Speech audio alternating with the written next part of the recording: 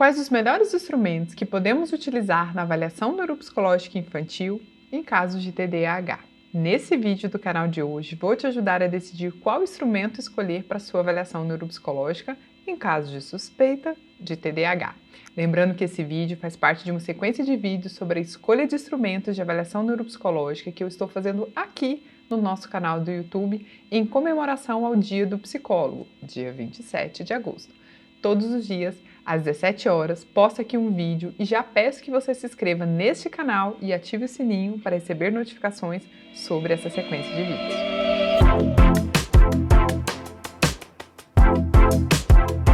Meu nome é Sara Cassimiro, sou psicóloga, especialista em neuropsicologia e diretora da Encantato. Hoje vamos falar sobre TDAH em crianças e adolescentes, especificamente quais instrumentos que a gente pode estar utilizando. Antes de começar a falar dos instrumentos, a gente precisa entender qual é o perfil neuropsicológico associado ao TDAH. Bom, o que é perfil neuropsicológico? É aquilo que eu espero nos resultados dos testes que eu aplico em crianças e adolescentes. O perfil neuropsicológico do TDAH são alterações de atenção e função executiva. Especificamente, quando a gente fala de atenção, seria um prejuízo na capacidade de selecionar os estímulos mais importantes e inibir distratores, interferindo, portanto, na capacidade de concentração da pessoa. Então, em casos de TDAH, transtorno do déficit de atenção e hiperatividade, temos prejuízos na atenção seletiva, na atenção concentrada. Essa atenção é a atenção executiva, que seria aquela capacidade que a gente tem de controlar a nossa atenção, tanto na seleção dos estímulos mais importantes, tanto na concentração ao longo do tempo. Por isso que pessoas com TDAH se distraem com facilidade. Escutam um barulhinho aqui e estão olhando, olha alguma coisinha diferente ali na parede, já param de prestar atenção no que estava fazendo e começam a prestar atenção ali na parede. Então, quando se pensa em TDAH, existe um prejuízo atencional. Além disso, tem um prejuízo nas funções executivas. Função executiva, uma definição seria todo comportamento dirigido a uma meta, que envolve controlar o comportamento em momento adequado, não resistir ao impulso, vamos dizer assim, seria o controle inibitório, a nossa capacidade de manter e manipular informações a curto prazo, a nossa memória operacional, a nossa capacidade de flexibilizar o comportamento, olhar sobre perspectivas diferentes de pontos de vista, aí a gente está falando de flexibilidade cognitiva, a nossa capacidade de planejamento, que seria dividir em etapas, a nossa capacidade de se regular, que é a autorregulação emocional que nós temos, e assim por diante. Nós temos vários componentes das funções executivas que eu não detalhei, como, por exemplo, tomada de decisão. Mas os principais, segundo a Adele Diamond, é flexibilidade cognitiva, controle inibitório e memória de trabalho. Bom, em casos de TDAH, há um prejuízo desse funcionamento executivo. Então, é aquela pessoa que posterga para poder começar algo que tem que fazer. Tem dificuldade de organização, planejamento, tem falhas de memória operacional, tem dificuldade no controle inibitório, é muito impulsiva, tá? Então, quando eu faço a avaliação neuropsicológica, eu espero um perfil de alterações relacionados com os testes de atenção e funções executivas. Eu já falei aqui em outros vídeos desse canal, já vou deixar aqui o link para vocês, sobre os testes que avaliam atenção e função executiva em crianças e adolescentes. Nós falamos quais são os instrumentos da bateria básica de avaliação neuropsicológica para crianças e adolescentes. Hoje eu vou complementar esses instrumentos falando das escalas, falando dos inventários que você pode estar utilizando na avaliação de crianças e adolescentes. Então, vamos lá. Bom, lembre-se sempre que independente da demanda que chegue para você, se é uma demanda de TDAH, se é uma demanda de TEA, de deficiência intelectual, que hoje a gente chama de transtorno, desenvolvimento intelectual, independente disso, sempre na avaliação neuropsicológica, nós avaliamos tudo. Quer dizer que nós avaliamos inteligência, percepção, noção básica, atenção, velocidade de processamento, comportamento adaptativo, inteligência social, personalidade, afetividade, linguagem, desempenho escolar, praxias, funções executivas e memória. Sempre avaliamos tudo, porque a avaliação neuropsicológica é completa. Contudo, quando chega para a gente uma demanda, uma suspeita de um quadro de TDAH, nós precisamos avaliar muito bem a atenção e funções executivas, tá? Então, isso é o grande foco. E para complementar a avaliação com os instrumentos avaliativos que eu já tinha falado aqui de atenção e função executiva, nós temos as escalas. Uma possível escala é a escala de autoavaliação do TDAH, versão para crianças e adolescentes, que é TDAH CRIAD. Essa escala, ela tem como foco a avaliação da própria criança, do próprio paciente, do próprio adolescente em relação ao comportamento dele. Então, é uma escala na qual a criança e o adolescente responde. O objetivo dela, ela foi desenvolvida para trazer o entendimento da própria criança e do próprio adolescente, pegando a faixa etária de 6 a 15 anos de idade, a respeito dos possíveis prejuízos de atenção, hiperatividade e impulsividade, bem como a intensidade desse prejuízo, se é moderado ou se é grave. Então, a própria criança e o próprio adolescente responde. Particularmente, eu não gosto muito dessa escala. Eu acho ela muito simples. Eu entendo que ela tem que ser simples, afinal de contas, crianças vão estar respondendo, né?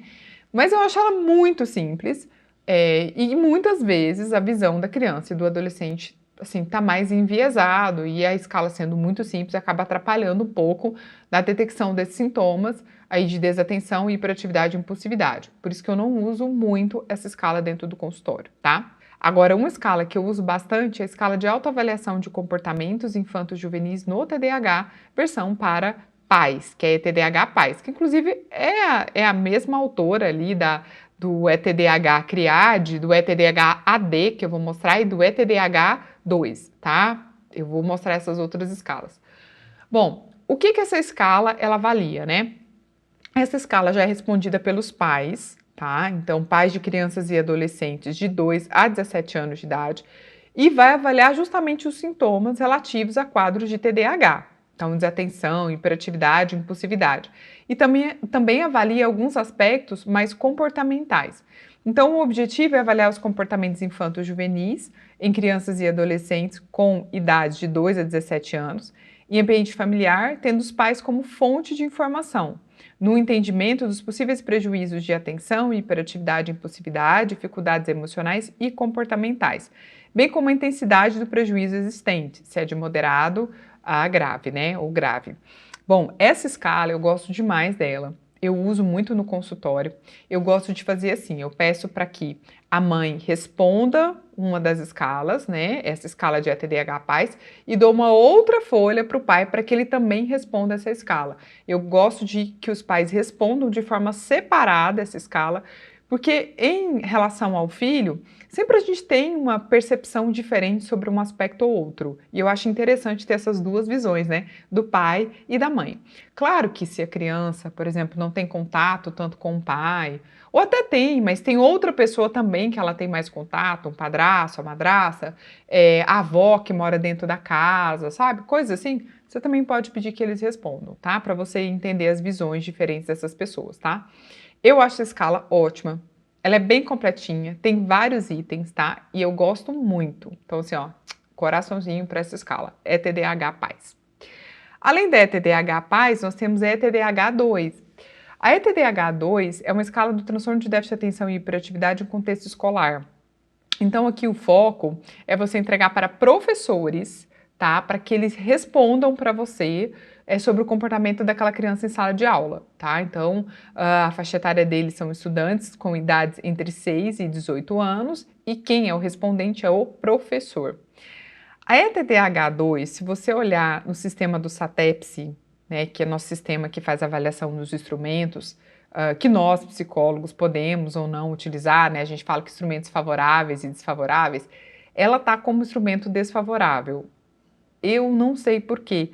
Porque a TDAH2 não é um instrumento restrito a psicólogos, né? Então, assim, quando é um instrumento restrito a psicólogos, é porque é um instrumento psicológico, tá? Instrumento psicológico é aquele que só psicólogos podem fazer. Aí faz sentido, né? Você olhar se é um instrumento que está favorável, desfavorável, né? Porque é um instrumento restrito a psicólogo, é o conselho que tem que ditar essas regras mesmo. Mas a TDAH2 não é um instrumento restrito a psicólogos. E está desfavorável. Não sei por quê. Tá? Aí é alguma outra coisa, mas é uma ótima escala, tá? Uma outra escala é a TDAH AD. que é a escala de transtorno do déficit de atenção e hiperatividade, que pega a faixa etária de 12 a 87 anos, então vai pegar aí uma excelente faixa etária, né? Pega adolescentes, pega adultos, e ela é composta por 5 fatores: fatores de desatenção, impulsividade, aspectos emocionais, autorregulação da atenção, da motivação e da ação e hiperatividade. É uma escala que o próprio paciente responde. Então, se você for entregar para o seu adolescente, é ele que vai responder sobre o comportamento dele, tá? Também é uma ótima escala, tá? Aí é TDAH-AD. E tem uma outra escala que eu quero indicar, que essa já é uma escala, assim, disponível, né, para todo mundo, que é o SNAP-4. O SNAP-4 é um instrumento do Paulo Matos, que ele fez para detecção rápida de características de crianças e adolescentes com TDAH.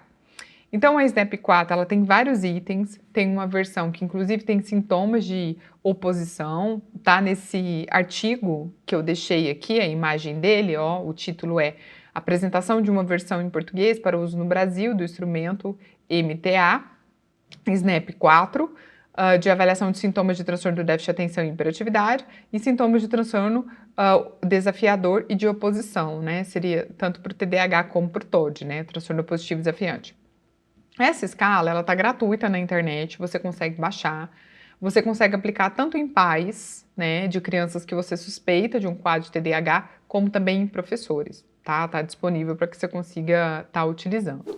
Quase todos esses instrumentos, nós temos aula de aplicação, correção e interpretação dentro do Ser Neuropsi, que é a nossa plataforma de raciocínio clínico na neuropsicologia, a plataforma aqui da Encantada. O Ser Neuropsi conta com aulas semanais, aulas de vários cursos ali de testes, aulas de reabilitação, de vários instrumentos que a gente utiliza também na reabilitação e abarca todas as faixas etárias. Então, desde bebês, adolescentes, crianças, adulto, até chegar à faixa etária do idoso. Se você quiser conhecer mais sobre a nossa plataforma de raciocínio clínico na neuropsicologia, logo aqui abaixo, na descrição do vídeo, tem um link que você consegue acessar e conhecer mais um pouco sobre o Ser Neuropsi. Gostou da indicação desses instrumentos para avaliação em casos de TDAH? Se sim, já curte aqui esse vídeo e se prepare, porque amanhã temos mais. Um abraço!